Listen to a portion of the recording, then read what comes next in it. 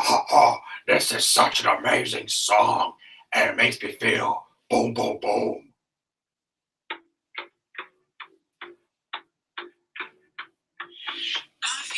Boom, boom, boom, boom, boom, boom, boom, boom, boom. I think it's boom, boom, boom, boom, boom, boom, boom, boom, boom. I'm thinking of Lacey, boom, boom, boom, boom, boom, boom, boom. I see Lacey, boom, boom, boom, boom, boom, boom, boom, boom, boom. I can't sing this song, but it's just so catchy. I should make it my theme song in my next pay-per-view, Stomping Grounds. It feels so great. And you know what? Again, we called up that sexy, lacy woman. I mean, I don't care how good she's in the ring, but oh my God, I see her and I just, damn, I just so wish, so bad, just so bad, it was a TV-14 era again. Because if it was, I'd be booking myself to be all over that sexy, saucy Southern belle. And trust me, if I can include sexy in that language, in her catchphrase or whatever you want to call it, because I'm a genius and I come with anything I want because I'm Mr. McMahon and I own this company. But you know what? I will just kiss ass more to my crowd because nobody's coming to these shows. I don't know why. This is such good shit. It's all so well written. It's gonna give the baby faces, give a ton of heat to the heels, and it's gonna be so great that the latest power couple these days is Seth Rollins and Becky Lynch. To people I didn't want to have that WrestleMania moment. You see, I wanted to be Charlotte Flair and Roman Reigns getting the biggest spotlights ever at WrestleMania, but no, they pushed me over the edge to give it to Becky Lynch and Seth Rollins. So you know what? I'm Vincent Kennedy McMahon. I control everything. I rule this company. I have a great ego. I have a great reputation. I'm a genius. I'm going to just plant in everyone's brain, just constantly mention how many times, just control the relationship of the man and the man so much that it will at least give me more reason to continue having that lady, Lacey, oh God, be on TV. It's just like I'm exposed to the crowd of my fantasies and what exactly I dream of every day when I wake up. Oh, Linda. Oh, no worries, Linda. I'm just thinking of some genius promos because I'm a genius. I'm a genius. That's why giving more and more wild cards. That way he doesn't look like him giving more opportunities. Not just Roman or Lacey or Charlotte or Shane or my son Shane O'Mac. Getting all this TV time that it's going to draw in viewers and it's going to make me more money. I'm a genius. I'm a genius. I'm a genius. And I'm not a corporate figure either. I just threw on this jacket because. So I have to, fold it up, put it back in my closet when I'm done. And yeah, before I literally, blow my voice out, just mocking Vince McMahon and obviously his insane, old, stupid mind that, my God, I'm just surprised he hasn't blocked me on Twitter yet because I've been setting off on him. Not just tonight, but a lot within these past several weeks, ever since his genius of a wild card role is coming to play. But guys, what is going on? This is the Club with the Man 1993. I am here live because I myself did watch WWE Stomping Grounds 2019. This is my live review. Took place tonight, June 23rd, 2019, at the Tacoma Dome in Tacoma, Washington, just, I believe, north of Seattle. Of course, I think that Tacoma is. Of course, I should know that because, I was in Seattle last year for a vacation. Beautiful city. Definitely recommend checking it out. Of course, also, I almost forgot and was reminded that it's near Aberdeen, Washington, the home of, yes! Oh, that's right. I'm sorry. The Planets. One half of the Planets Tag Team Champions. The new Daniel Bryan! Even though he's been a heel for how many months now, I don't think he's the new Daniel Bryan. More news kind of worn off. This is the actual Daniel Bryan. I don't know what you want to say.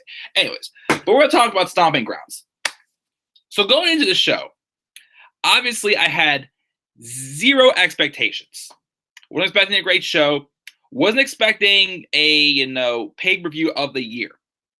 I was hoping for at least a tolerable show that I could sit through one time and say, all right, I saw it. Not bad. I had fun watching it, but I'm not going to watch it ever again. That's how I felt until the main event. I mean, everything else before that was at least okay, average to good. Maybe great. I don't know. We didn't get any A-level matches tonight, that's for sure. But like I say, I was tolerating this show until that main event.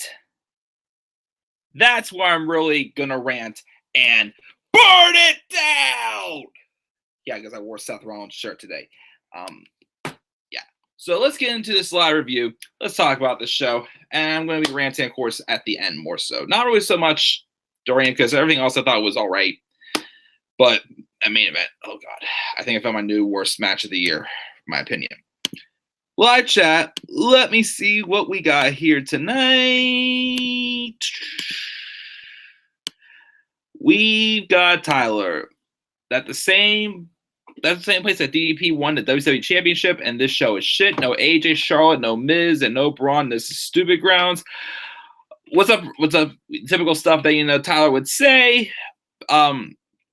Robbie said, watch. Next thing you know, Vince will make Lacey Evans the cover star of WWE 2K20 later this year. Oh, he so would. He so would make Lacey Evans the cover of WWE 2K 2020. And he's literally going to be just jizzing his pants just looking at it. I'm sorry. I hate to go that immature, but it's true. It is so damn true. Tyler's usuals, he mentions. This is the worst pay-per-view this year. Maybe weakest, I'd say, but again, other than that main event, this was a tolerable show. It wasn't a bad show. It was tolerable until that main event. I still probably say, even though I didn't watch it, Super Showdown's the worst one so far, but I'd say Stomping Grounds was okay. Again, it could have been like decent to solid, because again, it was just feeling like, a tolerable show, like a really good episode of Raw or something like that. That was good to sit through one time, and that was it. I wouldn't say it was terrible, but that main event was terrible. What's up, T and Coupon? Thanks for joining me live. I'm not doing too bad. Could be better, but not too bad yourself. Oh, yeah, Robbie. I got my blonde hair. I got my blue eyes. I got my big tits, Vince loves. In your skimpy ass outfits. Let me see here. How is everybody? It is now fickle. Yes, right. Because they haven't, been using that for quite a while. I don't know if it was getting over or whatnot, but yeah, fickle. Anyways, Daniel Bryan, aka Captain Planet. Yes, for sure. No Brock. Nope, no Brock. Do you think at Extreme Rules, Seth and Becky versus Lacey and Corbin Extreme Rules match? Oh God, dear no. It wouldn't surprise me WWE did that, because I think it's going to draw viewers, because they're trying to suck up those more. Oh, Seth and Becky are dating. Seth and Becky are dating. And we got to give, Lacey Evans more time in the spotlight, because, again, isn't she just sexy? I just want to, just put her underneath the spotlight and just shine down on her. And Baron Corbin, he's great at getting heat with him, with what he's doing right now. So, you know what? I'm going to have them in an Extreme Rules tag team match. No. Personally, I still think the Extreme Rules match should go to The Miz and Shane, and Miz defeats Shane at Extreme Rules. That's what I would do for the Extreme Rules match, I keep saying. But knowing WWE, that's what it would do. Because that's everything too coming out of the show. It felt like most things are just going to continue, when most of these feuds are just about dead. Like, what else is there to really, go with these feuds? But, once again, Vince has nothing else to do, because we got to keep it going over and over again, even though it makes no freaking sense. Vince is stupid, yes. Rumors that Rollins and Corbin will have a rematch at Extreme Rules in the Universal Championship tables match. A tables match? What's a tables match even do any better than what we got tonight? Dear Lord. And again, my thing about tables matches is, they're not too dramatic. I mean, even though the wrong person went over, the best tables match I'd still say I've ever seen is Cena and Rollins at TLC 2014. There was drama involved in it. Like, if it's a tables match, you got to throw them through at least 2 tables, not just one. I'm sorry. Especially after seeing that Big Show and Cody Rhodes tables match at Extreme Rules 2012, where they lost because Big Show's foot slipped off the apron and went through. That After I saw that, I'm like, yeah, tables matches, it needs more to it than just that. Who booked that main event? Who knows? Vince probably wrote it. Awesome impression. This is WC 2000. You bet. All right, but let's start talking about some of these matches. So I didn't watch the pre-show, but I went back and I checked out the matches on the pre-show because the matches on the pre-show personally should have been on the main card. Now, keep this in mind. They put Tony Nese and Arya Daivari on the main show at Money in the Bank. And, I like Tony Nese. Give Arya Daivari credit. He has improved. I still don't think the match they had was nothing special. I didn't expect that match to be, anything too great, but I was hoping for a decent match. We got just like a mad match that the crowd just didn't really care for at all, which, that's okay. But this triple threat match with Tony Nese, Akira Tozawa, and Drew Gulak had the talent to be a really hot main show match. Like, this could have been on the main show. This actually, despite the fact that I still do not get the story about how Akira Tozawa won that fatal 5-week, so that was going to be the number one contendership, and then all of a sudden, for some reason, Drew Gulak said, "Oh, no, Tozawa's got to do more." Even though, once again, Tozawa's won how many matches and been on a roll, throughout this year. I gotta say, he deserved the opportunity. I get they're trying to get Drew Gulak in there, but they kind of made it a little overconfident. All they had to do is have this Gulak, return with this new look that he has, and just challenge Tozawa to a match to put no one contendership on the line and either beat him or do, a double roll-up or something like that. I don't know. It made it a little complicated, but this was a great match. A lot of great high-flying, a lot of great near falls. I love the 3-man combinations that these guys did in this match. This was a really good match. Again, this could have been a great opener for the show. Like, at least an opener, like a hot opener. Because it's actually, it was a little complicated. It had a story to it. Unlike another match that was still good, but was pointless. And I don't know why they even had to put it on the card. Of course, one thing I will give praise to the show, it was like 3 hours and 15 minutes, 3 hours and 20 minutes, something like that. It was not like a extremely long show. It was as long as it needed to be. I would prefer just at like 3 hours, but 3 hours and 15, whatever. It was at the right length this show should have been. So that's something else I could tolerate about the show, is that it wasn't that long. It wasn't like a 4-hour show, like a 3 hour, 45-minute show, which did not need to happen. Anyways, but yeah, this match should be on the main show. But what I like, though, is Drew Gulak won. And I like Tony Nese, but not every cruiserweight has to have, a long championship reign. And Tony Nese still having a few months of the title was fine with me. But I definitely think Drew Gulak was the right person to put over with, he doesn't really have anything else to do right now on 205 Live, in my opinion. He has this new look. What better way to capitalize on it than to put the cruiserweight title on him? And Triple H, of course, would do this, capitalize when the momentum is at the right time. If not, at least tell tell a reasonable story with the loss, at least. And not just, just go back in circles like everything else doing, like Roman Reigns and Drew McIntyre's doing, Seth Rollins and Baron Corbin's doing, Lacey Evans and Becky Lynch, Dolph Ziggler and Kofi Kingston starting to do that as well. It's just looping around in circles.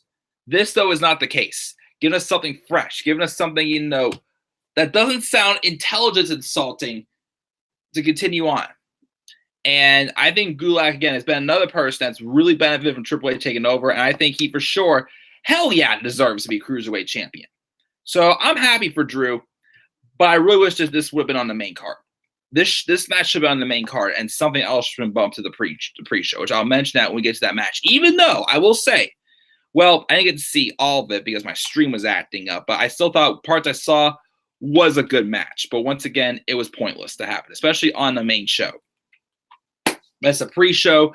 Let's move on to the main show now. We opened up with the Raw Women's Championship. Becky Lynch taking on Miss I got my blonde hair. I got my blue eyes. I got my big tits, Vince loves. Match is a little bit better. Seriously, though. Lacey Evans was not ready to be called up yet. I mean, yes, she has decent microphone skills. I'll give her that. She could have something going for it in the ring. I will give her that. She wasn't ready yet. Her look is all that was ready for the main roster.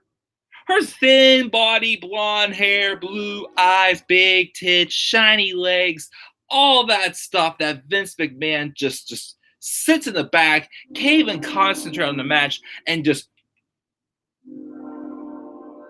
drolls over throughout the whole time. That's all he cares about. That's all he freaking cares about. This match was all right. It wasn't anything spectacular. Thank God, though, Becky Lynch won. Because once again, as I keep saying, Becky Lynch should be having a reasonable reign with the championships. Should have been 2 championships, but of course, had to drop the SmackDown side. Once again, why couldn't they at least give her 1 month, get her past 1 pay-per-view at least, retaining both belts? Especially if the person she dropped it to was someone she's beaten how many times and overcame again.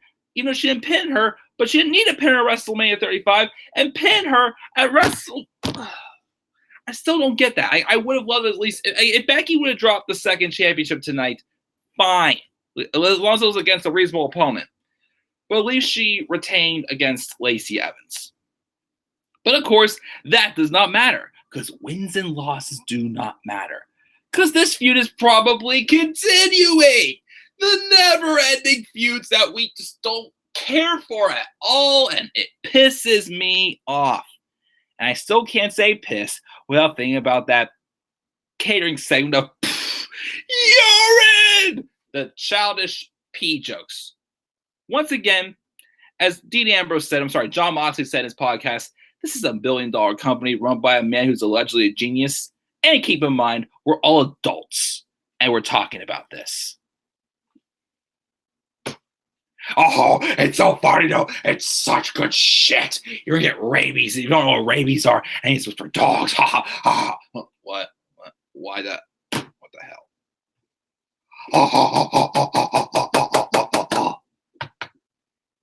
The guy thinks he's a genius. I'm a genius. Should be more so. I'm a dumbass. I'm a dumbass. I'm a dumbass. Anyways, Becky Lynch retains. Thank God. We move on now to this match that was a throwaway match. This is the match I thought should be on the pre-show. And the thing about it is, too, this match, again, as I said in my preview and predictions, was announced right after, like, oh, ticket sales are down. So we got to think of a way to, up the antiques a little bit. Like, raise it up a little bit. So what we're going to do is shuffle up the card a little bit. I know. Big E and Xavier Woods take on Kevin Owens and Sami Zayn. But what's the point of this match? Oh, it's a match. Everybody loves New Day. Everybody loves Kevin Owens and Sami Zayn. That's going to all come in hand their money. Yeah, no. Sorry. This match should be on the pre-show. There was no story to this. No point to this. And I didn't really get to watch most of this match because my stream was acting up. I had to reset my internet how many times because, I don't know why. Was it because, I was shitting over the product? Was it because was Vince was mad at me because I didn't approve of him? He was probably so tempted to change his mind and say, oh, give it to Lacey, give it to Lacey, give it to Lacey. Oh, man, I want to jizz all night. No one at Lacey ever just draw a champion. I don't know what the hell I just said. But this match is so, from what I saw, was actually a pretty good tag match. But once again, it meant nothing to me because what's it going to do for Kevin Owens and Sami Zayn? Nothing. Nothing at all. But they win. Following that, we got this match, which was probably, in my opinion, besides the Cruiserweight Championship match, the best match of the night. Samoa Joe versus Ricochet. Great match. I mean, could have been better, yes. But Joe, I thought, put on a great show. Ricochet, despite, he was in Money in the Bank last month in that ladder match as a single star. This is his first one-on-one pay-per-view match. I thought he did a great job. Yes, he could definitely do more than, of course, we did. But, thank God, first off, they're into it at 6:30. And still, again, Joe looked dominating this match. And Ricochet was able to show off some of his skills as well. And he won. I didn't think he was going to win, but, hey, it's Ricochet. I am totally cool with him being U.S. champion. Totally cool with it. Could create some fresh matches for sure, definitely. Him and Sami Zayn. mean, they have a rematch him and Joe. When Ray comes back, him and Ray. And maybe a fourth match that could be teased. For tomorrow on Raw, well, one of the only things I'm probably looking forward to tomorrow on Raw, if it's happening, or if it's going to be teasing a match for Extreme Rules. So what I really appreciate about this was afterwards, Ricochet went backstage, and waiting for him was people like, Seth Rollins, Heavy Machinery, Carmella, a couple more people, like a couple people who were just sitting there, and they were like shaking his hands, giving him hugs, like congratulating him. Triple H there as well to endorsement as well. Moments like that we have to have more often. We kind of had that happen with people showing Kofi Kingston the support well on his road to WrestleMania. Like this is Ricochet's first main roster title. Obviously, he had a good impression. Like a part right there was like very appropriate. I really appreciated that moment for him. And of course, I go on to Twitter, I see a nice little conversation between him and his girlfriend Casey Catanzaro, which, damn, you're such a lucky man, Ricochet. But those two are so perfect together. You watch though, Vince is going to try to sabotage that relationship next once Casey Catanzaro comes to the main roster. Casey, I know you love Ricochet. You two better stay off the same brand, because if you are in the same brand, Vince is going to try to sabotage your relationship next and try to control it because I own them. It's like I own the men that are dating. Well, we'll get to that later on. But great moment there. Great match. Ricochet wins the US title. But again, that fourth match, backstage, like later in the show, we did see a segment where Ricochet was having a photo session. Gallows and Anderson rolled up to congratulate him. And also came AJ Styles. It took a photo with the three took a photo with Ricochet, and AJ says, "And I'll see you tomorrow." AJ Styles and Ricochet in a feud for the US Championship. Ooh, I really like that. But could this be AJ Styles team back with the club? They kind of teased it on Raw last week, but then of course, the club lost after getting all full of themselves and whatnot. But AJ Styles and Ricochet for the US title. Maybe save that for SummerSlam, though. I mean, like, Extreme Rules okay, but that's a SummerSlam match for sure. Like, I'd love to see that match happen at SummerSlam. I don't know about you guys, but I mean, I don't know what their plans are going to be, for Extreme Rules. If they'll have them face Extreme Rules or whatnot, but I personally really would like to see them have a match at SummerSlam. Could be a show stealer for sure. Man, I'm tingling right now because I really want to see that match out at SummerSlam. But that was good. Of course, after, though, we had congratulations. Heavy Machinery's backstage. Of course, Otis was like, Ricky! Giving Ricochet a big hug as he goes, Tucky! Steaks and weights, Tucky! Steaks and weights! Well, for me, we have steaks on Fridays at my house. Because I'm not really with weights. I like mushrooms. I put mushrooms on my steaks. As I always say, steaks and shrooms, Daddy! Steaks and shrooms! But, yeah. But next match was Heavy Machinery's Tucker and Otis taking on Daniel Bryan and Rowan for the SmackDown Tag Team Championships. And, of course, it slipped my mind until the crowd reaction Daniel Bryan got that this is kind of like a welcoming hometown hero, Daniel Bryan, because he's from Aberdeen, Washington. So Bryan and Rowan were hot in this match. Well, mostly Bryan. Heavy Machinery got some boos, but, it was more so because of, the hometown crowd. And even though, Daniel Bryan didn't, fully, go full on face, he still at least acknowledged the crowd, a little bit, basically, with his tags and whatnot. But this is still a good match. Solid, wasn't amazing, but I thought for a first match, in a dead tag team division, Daniel Bryan and Rowan, I think, have worked well together. I mean, I was a little head scratching about it at first when they first paired up. Well, again, the rumors were this is supposed to be Daniel Bryan and Lars Sullivan, not Daniel Bryan and Rowan. But so far, you gotta say it's worked out fine. And I think Rowan has definitely improved somewhat too from being a part of this tag team. This is, of course, though, obviously I knew Heavy Machinery wasn't going to win this time. But this is their chance to showcase on pay-per-view. You know what? I thought they did a good job. I like, they played well into their characters. Of course, Otis being, goofy and whatnot, taking the kicks at first. But then, as Bryan's trying to kick him, like, I'm strong. I'm dominating and whatnot. And he got back up. But he, of course, would Let's go offense. Tucker Knight has some good moments in there. Of course, you see the caterpillar again. They entertained the crowd. It was a fun match. Will this feud continue? Maybe. I mean, Daniel Bryan is, of course, as he tweeted on Twitter, Mr. Small Package. As, of course, he's had a history of small packages in the past year or so. He won by rolling out Tucker Knight with a small package. But, that's fine me. I'm completely cool with that. I got a tweet from TN Coupon I have to look at after the review. But I thought this was a fun tag match and, a solid performance by Heavy Machinery in their first pay-per-view match. So, credit where credit's due. This was solid. So that was that match. Brian Rowan getting retained. A nice, crowd was hot definitely for Daniel Bryan. So definitely, give them where credit's due. Check the live chat really quick. Let me see what we got here. We got some people joining in. Crappy rules or standard rules we called it last year. What's up, Elite Squad? Saying he was pissed that Corbin lost. Okay, that's fine. The main event was overbooked. He thought.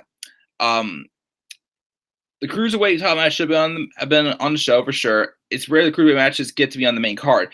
True, but once again, as I said, you could put Tony Nese and Arya Daivari on the main show, and Arya Daivari again has improved, but I don't think he was main show worthy yet. You can put him on the main show, but you can't put Drew Gulak, Akira Tozawa, and Tony Nese on the main show. I would have rather had that on the main show than Nese and Daivari. It's probably going to be Lynch, Rollins versus Corbin, Evans, winner take all match. Dear Lord, I don't think so. I mean, I hope that doesn't happen. Charlotte should beat Bayley at Extreme Rules. I don't know how I feel about that. I really don't want to see Charlotte championing for a while. I mean, no offense, but it's time for something fresh. But that's what you want, Tyler. It's fine. It should be Sasha Banks. Sasha Banks and Bayley, yeah. Or Sasha Banks and Becky. Something new. Please. Rematch City. AJ Styles has reformed the club as a heel and will face Ricochet for the U.S. Championship. Fine by me. Take my money there. That would be great. Because maybe we'll get some hashtag beat up Ricochet. Just like we got beat up John Cena. Those fun days in 2016 when the club actually meant something. Yeah, remember that? And then what happened? Ring post-itis. Old day. Yeah. Nope. Rematch grounds, as he called it. They should have called it payback because every son wanted payback in their rematches. They could have brought back payback. I don't know why they had to change back. They couldn't just they had to get rid of Backlash. It was supposed to be Backlash last weekend, but then because of Super Showdown, they had to change it to the following week and change the name. I still didn't get why, but yeah, payback was more like it. AJ should stay on SmackDown. Yeah, you said it how many times? No Mandy Rose. Nope. No Mandy Rose. Well, her and Ember Moon are feuding over Ember's DSi and Nintendo DS. Kevin and Sammy, nothing to do with them for sure. Why can't Joe should face Braun tonight? Braun and Joe would be a good match for sure. Styles should be awesome. Ricochet versus Styles had a match before WWE sent the link to the match. That's what probably sent me. I'll check that out. Definitely thank you for sending me that. And thank you for stuff in a lot of chat so far, guys. What's up, Jay? I haven't seen it well, man. He says, hi, Mike. Stomper's overall I thought was solid. A C+. Again, I thought it was a solid, tolerable show until that main event. That main event was what cost me to give this a lower grade. That's the only match I can say that I hated. Everything else was passable, I thought, on this show. But thank you for joining me, Jay. Haven't talked to you in a while, man. But yeah, anyway, so I want next match we need to talk about is the SmackDown Women's Championship match. Bayley versus Alexa Bliss. Of course, going to this match, I hated this match, the idea of this match, because, once again, a Raw superstar is challenging for a SmackDown title, which is first off my problem. Yes, we do get that. We had that the past couple years, at pay-per-views, like right after the superstar shakeup, but it was just some unfinished business. There was a story, and it somewhat made sense.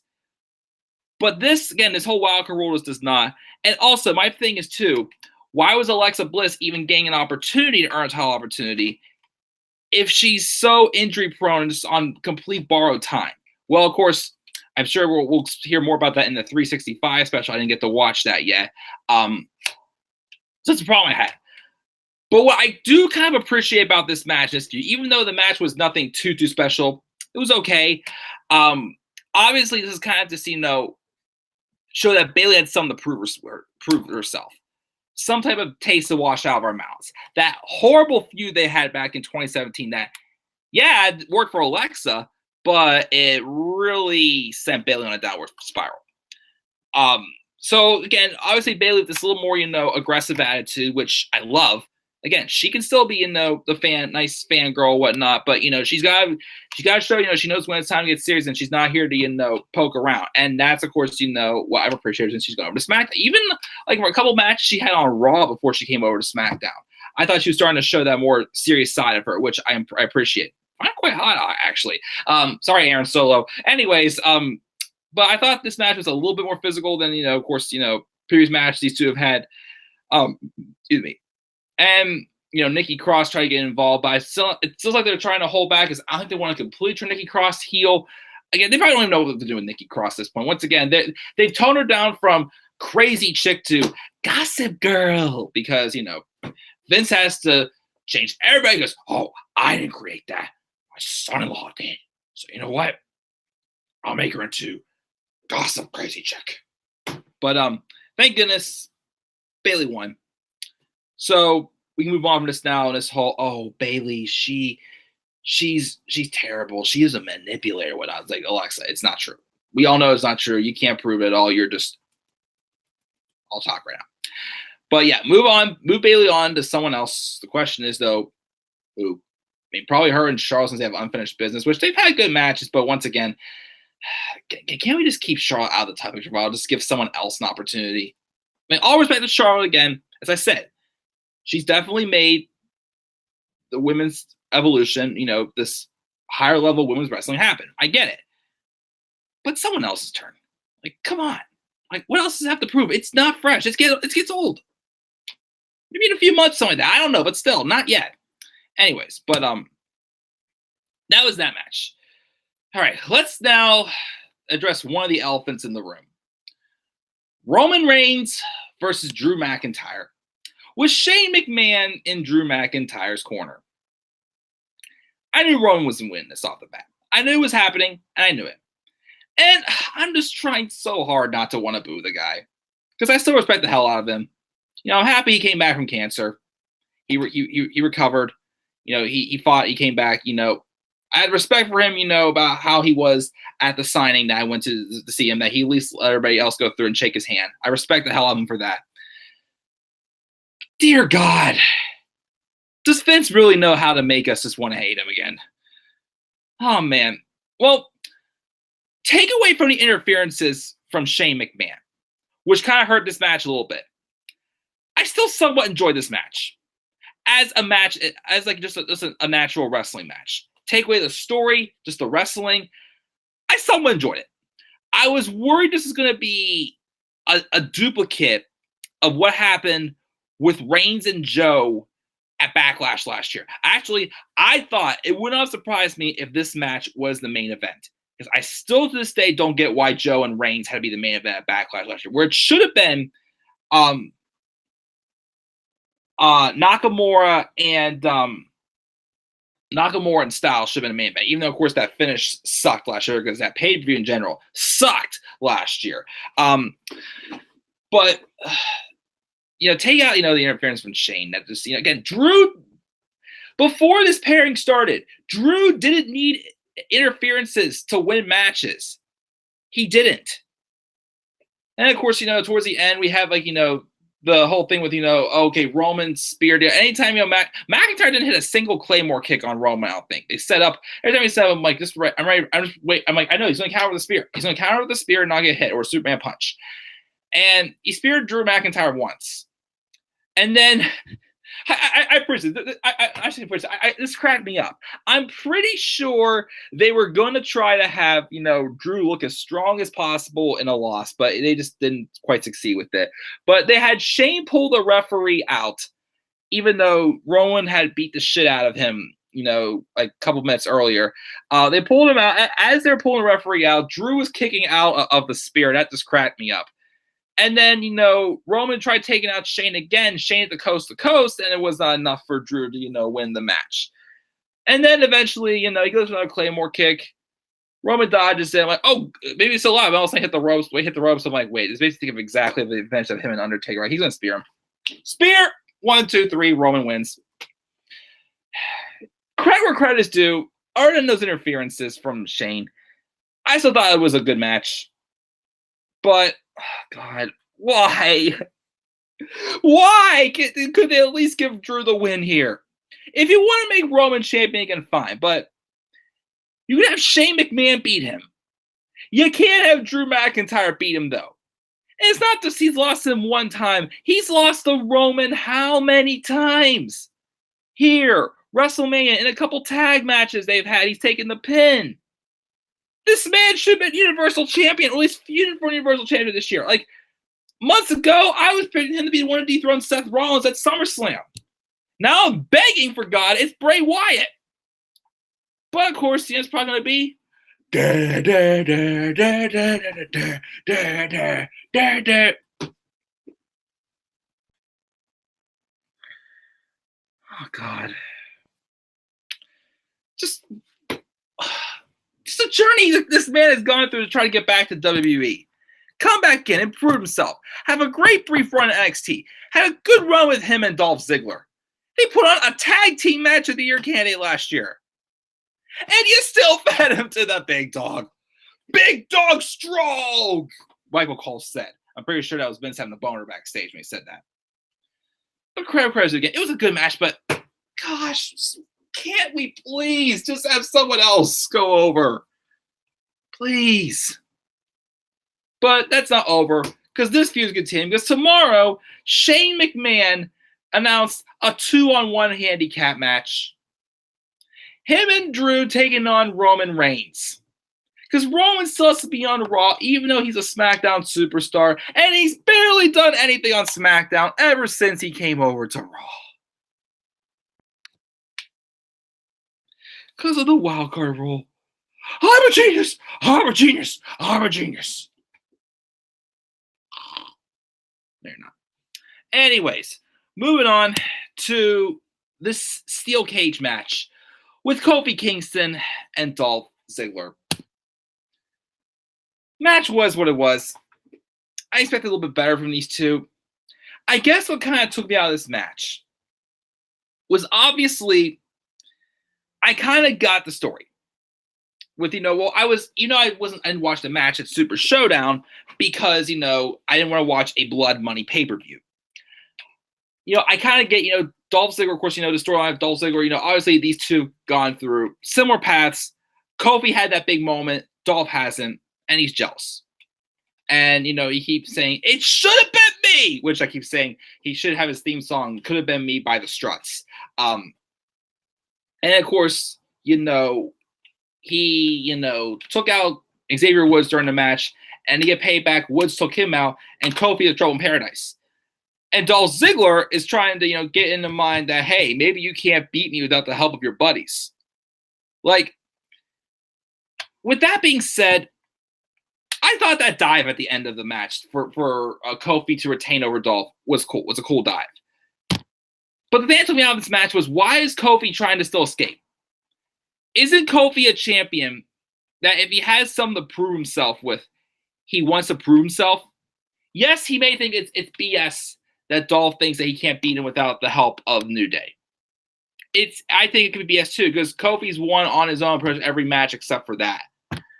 But I guess the thing that took me out of this match a little bit is, again, like why was Kofi still trying to escape? Like, if anything, he should have at least won this match by pinfall. But nope, we're going to continue this feud too, because, well, why? Like, what else is there really to do with this? I don't see anything else to do other than hear Ziggler complain for weeks about the same thing again. That's the thing about these heels. They're complaining about the same shit every single week. But Kofi retains, as expected. Maybe he is dropping the title to Brock. And again, the thing is, I don't want Roman to face Brock again. If they have Roman and Shane face for the title, whatever. It's not going to be a great match. I'd rather see that than freaking Roman and Brock again. But, but Kobe retains.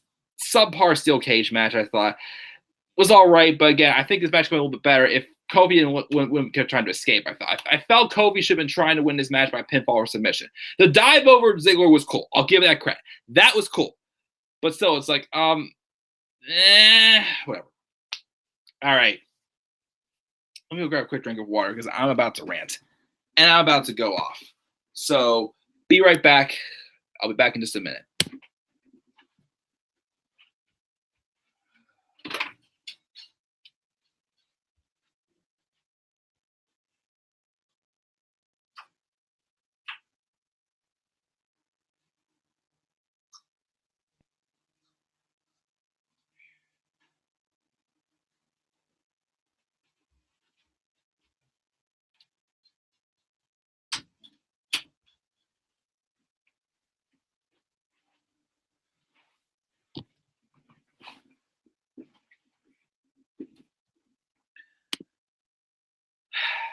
You ready, guys? Ready to talk about the thing that really hurt this show, in my opinion. Because again, up until this point, I thought this show was like a B-, like C+, B-, in that range. Like, okay, not bad. Not a complete waste of time, but a show that I'm probably not going to ever watch ever again. And then this happened. Seth Rollins versus Baron Corbin for the Universal Championship, and Corbin gets to pick the special guest referee because at Super Showdown, John Cone was being a big old meanie. He wasn't letting me cheat. He was making me be a me. He was being a big old meanie. Is all I hear out of Baron Corbin's mouth. Boy, did this match really make me miss the 2016 Baron Corbin or NXT's Baron Corbin. Let me start by saying this. Where are the heels that feel like they're heels because they're tough to beat? There are people that are, they're the guys that beat, the team to beat. Someone that is a good talent that's a heel that is tough to beat. They feel like an obstacle got overcome. Not because they cheat and just make dumb excuses like, oh, the referee was being a big old meanie to me. Like Baron Corbin is. Like, Baron Corbin was having like 40-second matches. Like, dominating matches his first couple years in NXT. Not some big man matches, but he had something going for him.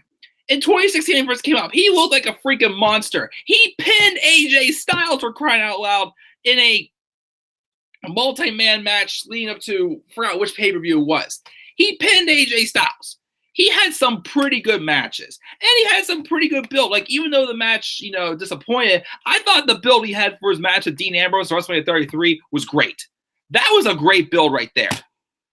And he was the perfect candidate to win Money in the Bank in 2017. And, of course, they ruined it. And that's when he went downhill. They made them this corporate figure that's just like any other corporate figure. Has a boring attire. Literally, once again, why is this guy still have a corporate attire if he's not corporate anymore? Give him the Lone Wolf gimmick back. Why does he have to have this TGI Fridays outfit? Whatever, or whatever you want to call it. If someone else just call him something else more unique than whatnot. Why they can't take that seriously? He gets how many opportunities, and all it is the same crap. Yeah. Oh, guys, this is pathetic. Where's the 2016 Corbin? This 2019 Corbin is boring as hell. I'm sorry. He's a very cheap heat magnet. But that's not the reason why this match made me angry. What made me angry about this match? Here's the thing. It's no secret. Seth Rollins and Becky Lynch, they're dating, right? Yeah, they're dating. But ever since it's exposed to the whole world that they're dating, they have to repeated. How many times? How many times on the main show? They're dating. They're dating. Seth Rollins, Becky Lynch, they're dating. They're dating. Just because they're dating, and at this time has nothing to do with this storyline. One, if it eventually would, you're telegraphing it right off the bat and not making it a big, oh my goodness moment. Even though, once again, it may not be because you can't write shit, Vince McMahon. I'm not talking to your writers. I'm talking about you because everything is all whatever you think is good. Oh, it's such good shit. Like, can't you let them be? Just because, you didn't want them going over WrestleMania, probably. So you're trying to sabotage their title reigns. And you're also basically just sabotaging their relationship. That's their personal life. Unless it's causing problems backstage, why do you have to stick your nose into it? Makes it like that you're the reason why these two are happening. And that just disgusted me. So going to this match, I predicted the special guest referee would be Paul Heyman. I thought, okay, why would Brock want to be a referee? So Paul Heyman, obviously, I feel, would be, a good candidate for a position. No, he picks Lacey Evans. Lacey Evans was special guest referee in a skimpy-ass referee outfit. I'm pretty sure this was Vince McMahon saying, oh, well, I want to display the closest thing to Lacey Evans' porn. So let's put her on in a skimpy referee outfit. This match was so terrible. It was slow. It was boring. And then during the match, it was just obvious right away that Lacey, it was so predictable. Lacey was going to, slow count. Oh, you know what? Let's make this match no countouts. Corbin's whacking Rollins to the chair. Oh, I'm sorry. Let's make this no DQ and whatnot. It works for some people. It did work for this. And then what made me scratch out even more wasn't this whole storyline Seth Rollins was done playing games? And is it Becky Lynch the type of person who's done playing games? Why did it take for Lacey Evans to slap Rollins twice across the face, to low blow Seth Rollins, for Becky Lynch to finally come out and beat the shit out of Lacey Evans? If they're playing by the story, Becky Lynch should have been out there taking out Lacey Evans as soon as this match started. Because at least, even though I'm not for the cash-in, with Paul Heyman out there, this could be things a little more interesting. Spice things up a little bit more. Even though I would have hated it, I would have rather had that than having this. What was it? Just to kiss our asses? Just to sabotage the relationship more? What was this? This was boring. This is terrible heel work. This is just cheap heel heat right here. This is not the way Baron Corbin got heel heat. Baron Corbin should be that heel, being booked to dominate and be a tough person to beat. And I mean dominate physically, not with the mouth. With the mouth. Yeah. Oh, guys, this is pathetic. John Coates being a big old meanie. The guy's talented. He can be talented. But whatever they've made him into, it's just he's lost his whole mystique. This match sucked. This is my newest candidate for worst match of the year. So far, my worst match of the year, well, I have three choices. This, Goldberg and Undertaker, or Corbin and Angle at WrestleMania 35, because that was just insulting. This, though, was just stupid. Rollins won because John Cone came after Becky Lynch, took forever to come out and save her boyfriend, and be her ass, oh, Becky Lynch and Seth Rollins are dating, right? You gotta freaking sabotage it. Oh my God. From the moment Lacey Evans came out, I'm like, I'm out of this. This is over. No. I was done, and I just couldn't get behind it. I thought it was a boring match. It was terrible. Just no way probably continue this feud. Becky's beaten Lacey twice. Rollins beat Corbin not just twice on pay-per-view, but how many other times in the past few months? We want something new or something fresh that at least keeps us wanting more. Look at the long-term storytelling from Tommaso Ciampa and Johnny Gargano. They found what it took to keep that story going for 2 years, and I never got bored of it once. WWE just overbooked storylines, and before you know, after 1 week, we're sick of them. This was just bad.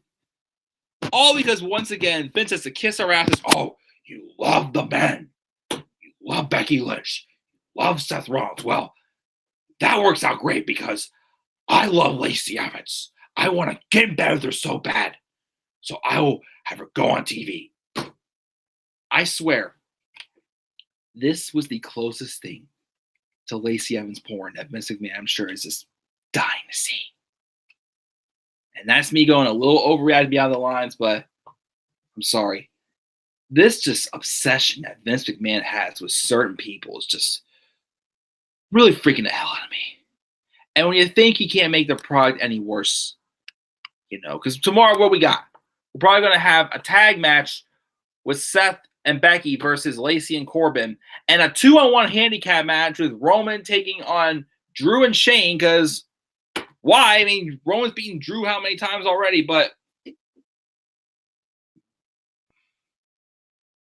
I'm going to stop there. Because this is the only thing I absolutely hate on the show, was this match. Everything else, was passable. But this, and that's it for Stomping Grounds, guys. My Stomping Grounds review. Try to pull up Twitter. Let's see the polls on Twitter and what were the grades people voted for. Let me see here. We got 25 votes. Thank you for the votes, guys. What grade would you give Stomping Grounds? 25 votes, 12% said A, 60% said B, 16% said C, 12% said D or lower. I was more towards a C minus, a C plus or B minus until that main event. That main event brought it down to a C minus for me. I gave the show a C minus because of that. Let me see here. What we got here. When Alexa turns on Nikki, we could see Mickie James come back. Well, maybe, but again, she has her knee injuries. That's the only reason why she's out right now, but we'll see. We all know that Drew should have won. Tyler wants Roman at the belt. This match is worse than the WrestleMania match. If Broadcast didn't win, Hope Samoa Joe beats him for the title, which would be awesome. Didn't see Lacey Evans as referee. Didn't think of it either. Tyler doesn't like Kofi as champion. I love Kofi as champion. That's fine. John Cena buried Corbin. Yeah, he did. I thought it was going to be Paul too. Me too. I should skip this show. Should Tyler? Tyler watch a cruiserweight title match at least. This was the worst main event than the match with John Cena and Johnny at Over the Limit. Oh God. Just to see John Laurinaitis get beat up for 24 minutes just for John Cena to lose to him, that was just pathetic. That was the main event over Daniel Bryan and CM Punk. Once again, I counted one time. Punk was champion for 13 pay-per-views, I think it was. And out of 13 of those, 8 of them he didn't main event. But who main evented him? No offense to you, Big John, but, Punk was champion. He's supposed to be the man. I'm pretty sure if Roman Reigns is champion, he'd been main eventing every single championship. MLW Wrestling is tomorrow night on their YouTube channel. Nice. This is worse than Survivor Series. I wouldn't say it was worse than Survivor Series. Well, see, Survivor Series 2018. The problem I had with that show is the results. So the match on this card, that card wasn't bad, but the results. This show got out of the main event. This show was all right. Survivor Series 2015, Crown Jewel, Royal Rumble 2015. Those were bad shows in my opinion. But that's your opinion, though, guys. I'm not gonna trash that at all. But yeah, guys, that's it for Stomping Grounds. It's over. We're on to Extreme Rules now. I'll give this show again a C minus. We're great to go Stomping Grounds, guys. What are your thoughts on this show? Where's your matches of the night? What was your least favorite match of the night? Mine was, of course, the main event. Leave us down in the comment section below. Slap a like on the video. Subscribe to content on my channel. Follow me on Twitter, Man93. Check out my WrestleMania Experience documentary. And, of course, stay tuned. This week's going to be, the next 2 weeks probably going to be a little crazy. I'm still going to do my live reviews, but I'm definitely not going to be doing as much on this channel for the next 2 weeks or so. My sister's coming home on Wednesday to visit for about a week and a half. And, I want to be able to spend some time with her. So just stay patient with me. Other than live reviews, definitely get the Extreme Rules card out. Maybe NXT TakeOver Toronto 2 card out also. But again, I'm going to just ease back on the channel just for 2 weeks besides my live reviews because, again, I just want to spend time with my sister. She comes home Wednesday night. But, guys, that's all for tonight. I'm checking out. I'll see you guys all later. Have a great rest of your night, and peace out, everybody.